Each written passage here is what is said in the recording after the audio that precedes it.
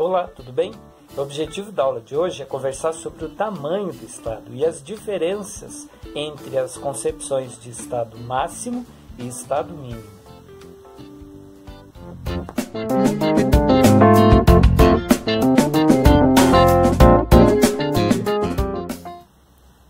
Para iniciar essa discussão, eu vou começar citando alguns dados bastante alarmantes da realidade nacional para mostrar principalmente a pertinência de falar sobre a necessidade de um posicionamento político e de uma politização de fato, né? Então, vou começar com um dado da IDEA Big Data de 2018, 79% dos eleitores brasileiros não se lembram em quem votaram nas últimas eleições. Para apenas 62% dos brasileiros, de acordo com o Datafolha de 2000, a democracia é a melhor forma de governo, né? Para 90% da população, de acordo com Latino Barômetro de 2008, para 90% da população, o governo só beneficia um pequeno grupo. Apenas 9% da população, ainda de acordo com a mesma fonte, acredita que a democracia traz efetivamente muita satisfação. Além disso, 41%, por exemplo, dos brasileiros, ainda me valendo da mesma fonte, acredita que tanto faz viver ou não numa democracia, e 25% dos brasileiros, ainda de acordo, né, com a Latino Barômetro de 2018, acredita que a democracia deixa de ser importante, né, a partir ali em apenas 5 anos, né, como se fosse possível, por exemplo, transitar para um outro modelo e que a democracia seria indiferente. Por que eu estou começando com essa discussão? Porque para falar entre direita, esquerda, Estado maior e Estado menor, indiferente do posicionamento que a gente admita, é importante que a gente se posicione. E né, inclusive, a respeito disso que a gente vai conversar essa semana. Essa discussão entre direita e esquerda tem suas origens lá na Revolução Francesa, enquanto houve, de fato, ali a divisão do jeito dos assentos, né?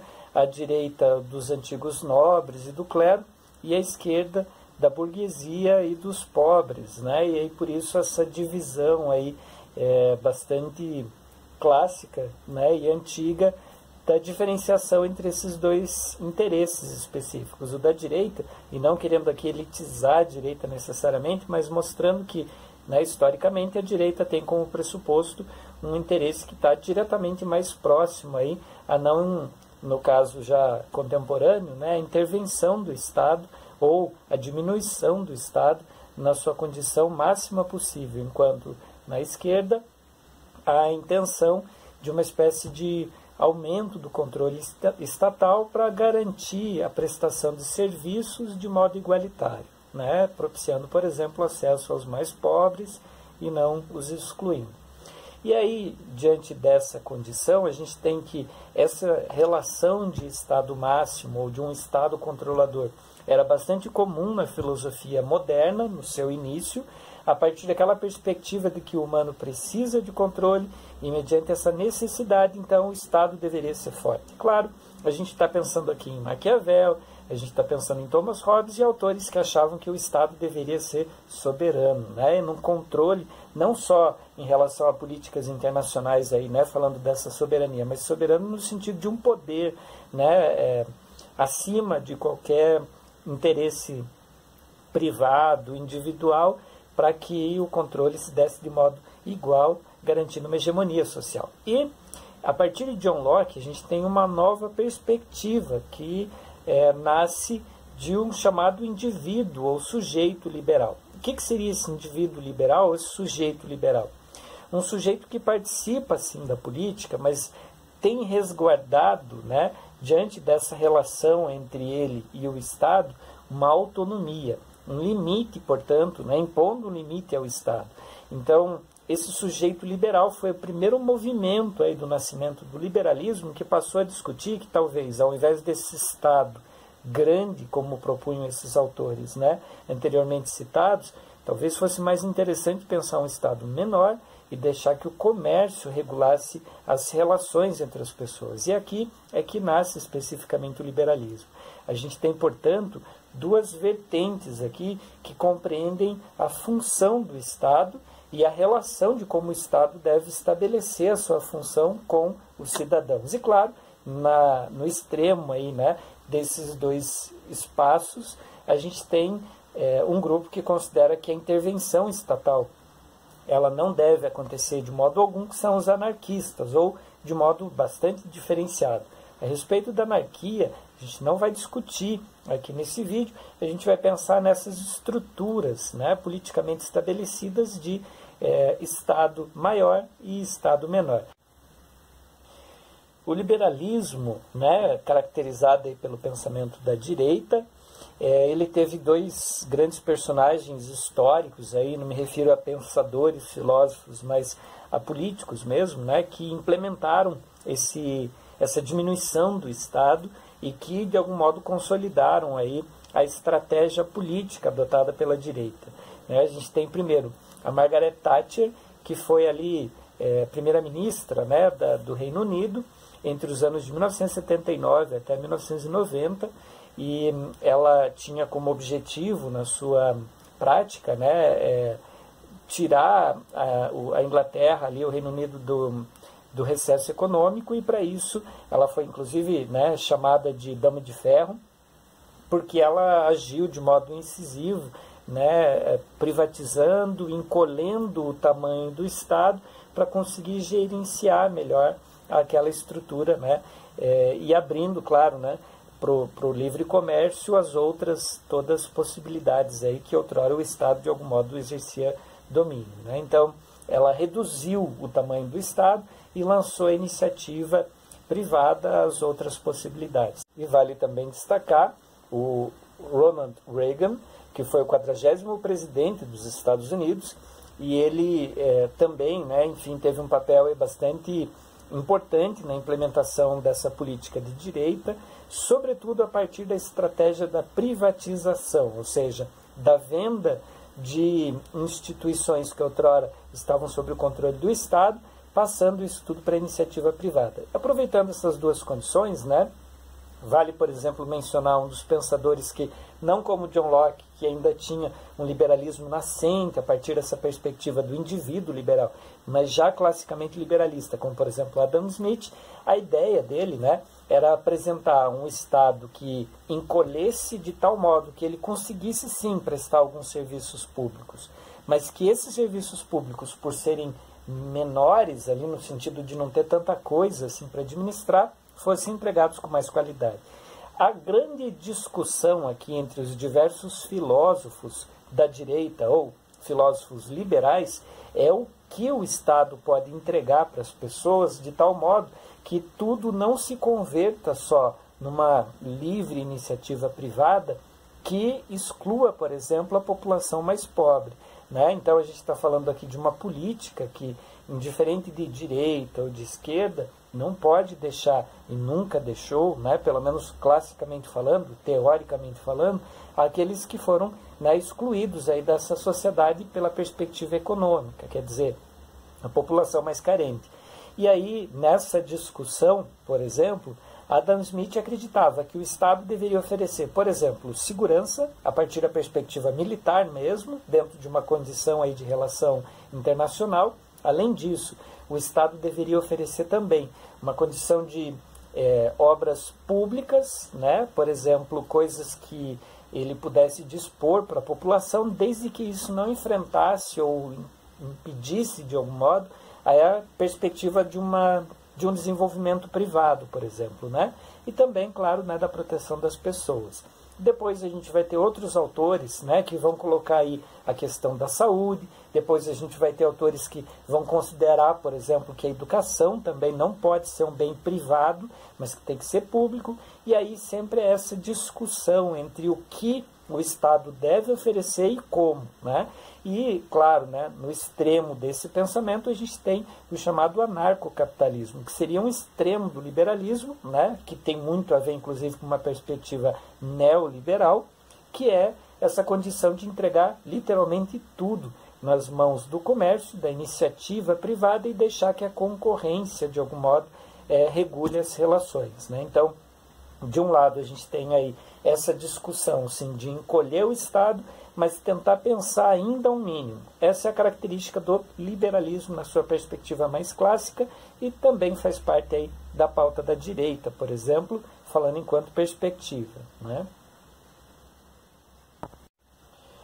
Do lado da esquerda, né, então a gente tem aqui, classicamente falando, pensando nos autores que a gente já trabalhou, Karl Marx, que, por exemplo, está pressupondo aí um Estado maior, e claro, se de um lado os liberalistas, ou seja, a direita, pensa o Estado menor, entregando para a iniciativa privada a regulação e a prestação dos demais serviços, na esquerda a gente tem a ideia de um Estado maior, que tem, claro, no seu ponto máximo, por exemplo, o socialismo de Marx, que seria o Estado absoluto, totalmente controlador de todos os meios de produção, né? Mas que é outra pauta, né? Quer dizer, é uma pauta teórica, utópica, né? De um Estado que pudesse fazer isso para depois diminuir. E aí é até interessante pensar que, se a gente tomar aqui como referência a teoria de Marx, quando a gente está falando sobre o comunismo de Marx, no fundo, a gente está pensando quase uma relação não só de um anarquismo, mas também de um liberalismo, só que no seu oposto, às avessas. Por quê? A gente tem um Estado, sim, mínimo, se não desaparecido praticamente no comunismo, estou falando do comunismo utópico de Karl Marx, e não nas experiências históricas, cujo o emprego da palavra comunismo está sendo errado, enfim, incompatível com a teoria, mas aí é outra discussão. E nessa atribuição, então, de um comunismo, a gente tem aí que o Estado, ele é máximo no socialismo, depois ele diminui, e aí a gente teria também, então, na esquerda, uma espécie de pauta, não só anarquista, mas também de uma diminuição de Estado. Mas aí é uma discussão só de âmbito teórico mesmo, né? Na prática, a esquerda tem como característica, bem como seus principais pensadores, a ideia de um Estado que ofereça o máximo possível de serviço público. Claro, a gente não está pensando aqui no extremo do extermínio da iniciativa privada, por exemplo, para substituição de todo tipo de prestação pública.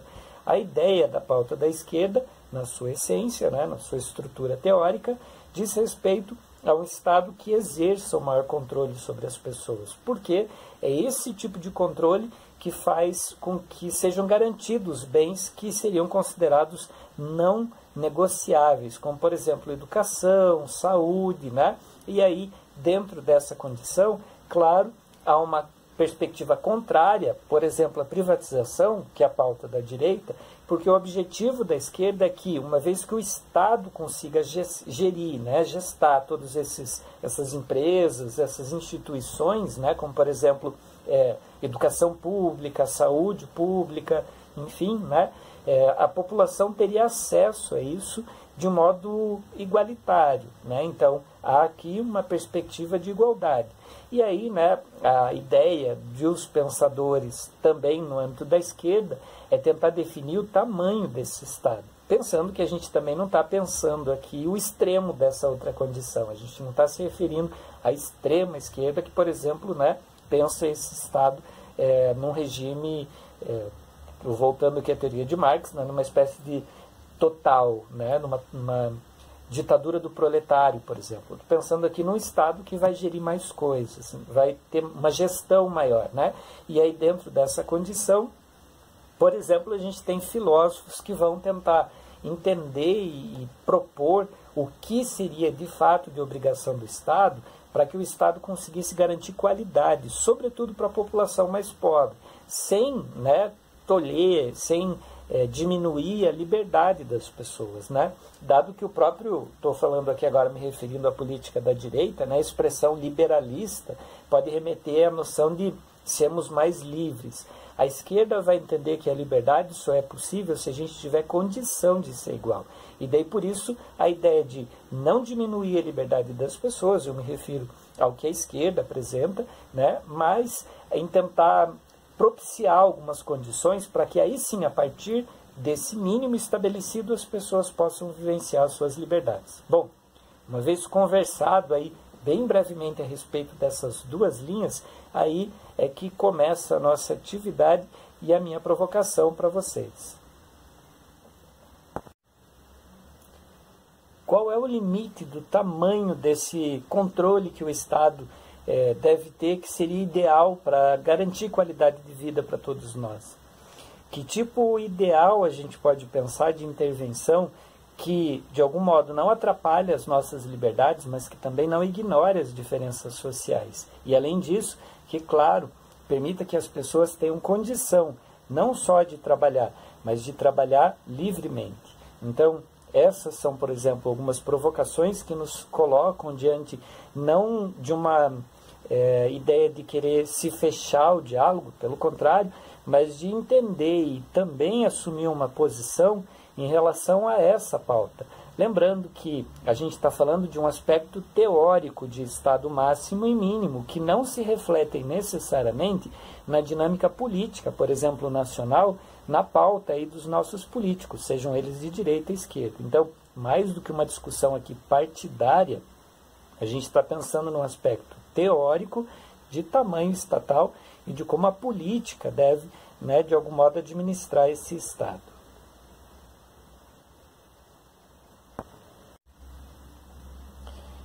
O objetivo dessa discussão é a superação daquilo que Chantal Mouffe, uma filósofa e socióloga contemporânea, chama de condição pós-política, ou seja, a condição de não identificação política, nem com a direita e nem com a esquerda. E é evidente, em se tratando de democracia, de um regime democrático, a manutenção do diálogo e também do confronto entre essas duas vertentes, sem buscar anular ou tratá-las como inimigas, é a base de toda a possibilidade, de fato, de a gente ter uma sociedade livre. Então, por outro lado, se a gente vê aí nas mídias, enfim, nos próprios discursos, um grupo querendo eliminar o outro, a gente tem, junto a esse discurso, junto a essa prática, uma atividade absolutamente antidemocrática, né? E aí, quando a gente faz essa discussão sobre o tamanho do Estado, a gente está, na verdade, falando sobre algo que só é possível mediante a própria democracia, algo que nos é caro e é um valor inegociável, né?